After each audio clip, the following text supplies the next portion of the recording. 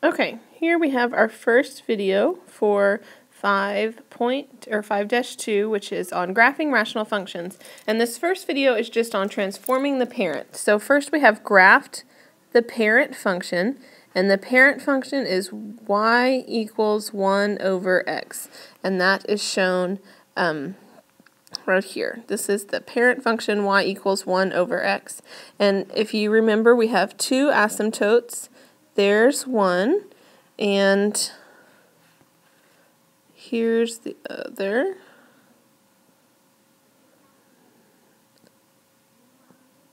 Okay, there's the two asymptotes. And the asymptotes are the lines that it gets close and close to but never actually reaches. So in this case, we have the horizontal asymptote.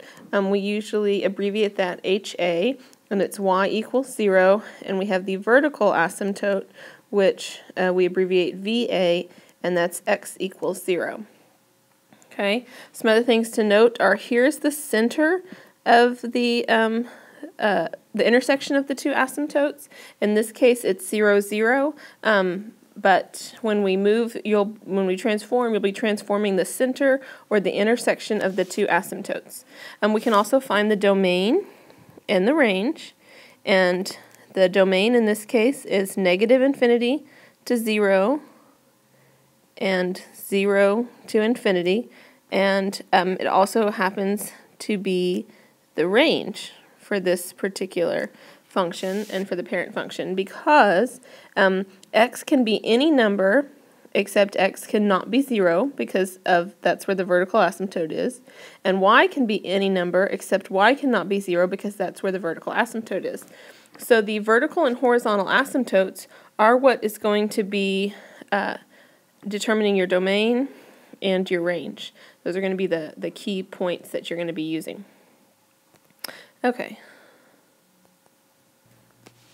so here are 3 problems for us to look at, and these are going to follow the same transformation rules we have been using in the past. So we have x minus 3, which we think would mean left 3, but that's the one that's opposite, so that's right 3, and then plus 2 would be up 2. So I'm going to take this center point, I'm going to move it right 3, 1, 2, 3, and I'm going to move it up 2, 1, 2. So there's my new center point. So off of that center point, I'm going to draw my asymptote this way, and I'm going to draw my horizontal asymptote that way. Okay, so there's my two asymptotes, and then I carefully draw in my two curves. Now the curves don't need to be perfect, however they should not touch the asymptote. Okay, so the function should never touch the asymptote. So now here we have domain, -infinity. This time it stops at 3 and then starts again. And the range is -infinity and stops at 2 and then starts up again. And once again, that came from the vertical asymptote, and this came from the horizontal asymptote, which in this case was y equals 2 and x equals 3. Okay, let's look at the next one. I have plus 4, which is left 4 up 3. So left 4,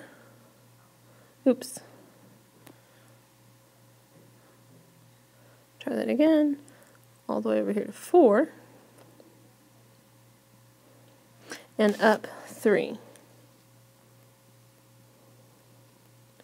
And then I'll draw in my curves there and there. So -infinity to -4, and -4 to infinity, and -infinity to 3, and 3 to infinity. Once again, this comes because the vertical asymptote is x equals -4. So that means that the function can never touch -4. So x can be every single number except it cannot be -4. And this comes from the horizontal asymptote, y equals 3. Can never touch 3, so it can be every number except for 3. Okay, and try the last one on your own, and then pause the video, and when you come back, you'll see the answer. Okay, how did you do? Did you get it right? Hopefully you did. Okay, now let's turn your paper over and look at the back. Okay, for these you're supposed to write an equation based on the function already given. So here is the new center of this equation, of this function. So it shifted to the left 4 and up 2. Okay, so I would write that 1 over x plus 4 plus 2. Remember, this one's opposite, this one's same. And then we could write the domain and range, negative infinity to negative 4, negative 4 to infinity, and negative infinity to 2 to infinity. And once again, this means that x can't be negative 4 in the domain and y can't be 2 in the domain. Okay, try the next two on your own and then see how you do. Okay, so check your work. Did you get these right? This one is negative 4 because it moved to the right 4, and this is negative 1 because it moved to the right 1. And this moved up 5, and this moved down 4. So give it another look. Check your domain and your range.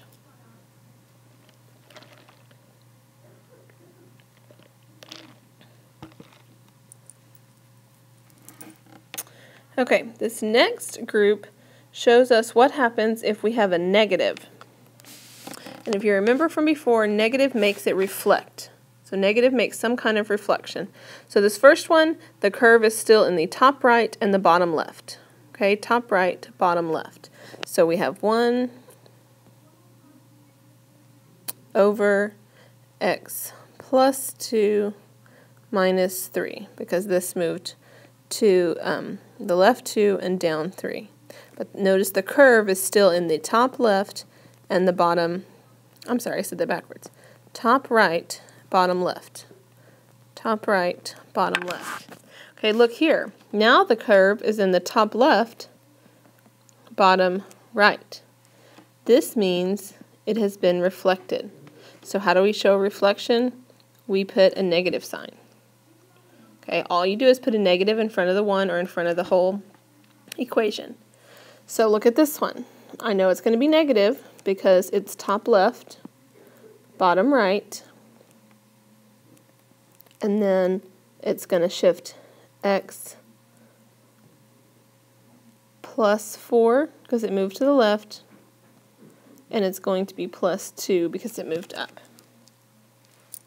Okay, and at the bottom, the last bit is to sketch the graphs. Looks like my, oh, they're on the next page. There's the bottom of my graphs. Okay, so I'm going to sketch them, and then you put it on pause and come back and see how it goes. Okay, so here's the last little bit. We have this first one is shifted to the left 1 and up 3. This one is shifted to the right 3 up 2, and it's reflected. So once again, I put the curves in the top left and the bottom right. I switched them from the parent function. And this last one is just shifted right 2 and is also reflected.